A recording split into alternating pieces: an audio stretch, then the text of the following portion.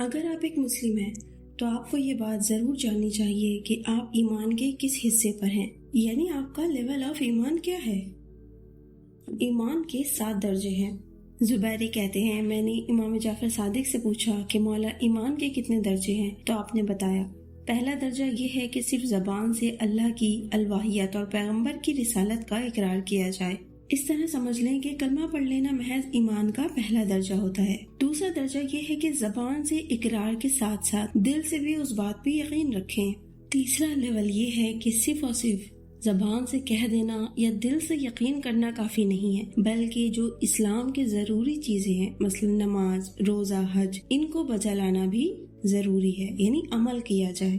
پچھلے 2 لیولز میں یہ تھا کہ آپ نے پہلے کہہ دیا، دوسرے لیول میں آپ نے دل سے یقین کر لیا، اب تیسرے لیول میں آپ کو ان چیزوں کو پریکٹیکلی کرنا ہے، یعنی نماز، روزہ، حج، خمس، زکوٰۃ جو بھی آپ کر سکتے ہیں۔ یعنی ایمان کا 3rd لیول یہ ہے کہ آپ کو چیزوں کو پریکٹیکلی کرنا ہے۔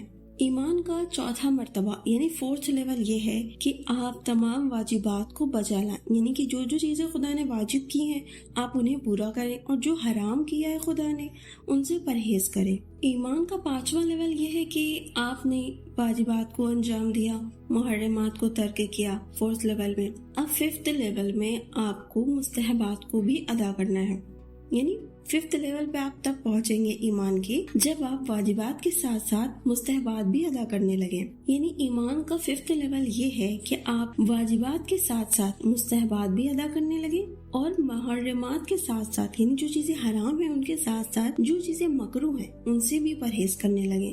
6th لیول آف ایمان یہ ہے کہ آپ مباحات اور مکروہات کو بھی چھوڑنے لگیں۔ مباح وہ چیزیں ہوتی ہیں جن کا کرنا یا نہ کرنا برابر ہوتا ہے، جیسے کہ آپ کو کوئی برا دوست ہو یا ان کی محفل ہو یا کسی برے دوستوں کے درمیان بیٹھنا ہو، تو یہ ساری ایسی چیزیں ہیں جو آپ کو برائی کی طرف لے جاتی ہیں۔ تو اگر آپ ان چیزوں کو بھی ترک کرنے لگیں تو یہ مان لیں کہ آپ 6 لیول پر ایمان کے پہنچ گئے ہیں۔ ایمان کا لاسٹ لیول کیا ہے؟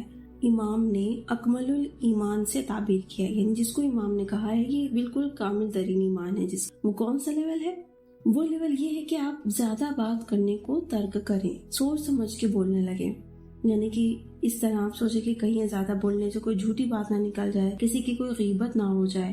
تو امام نے فرمایا ہے کہ یہ انبیاء اور اوصیاء کے ایمان کا درجہ ہے، اور اسی کو امام نے اکمل الایمان سے تعبیر کیا ہے۔ ویڈیو پسند آئے تو پلیز چینل کو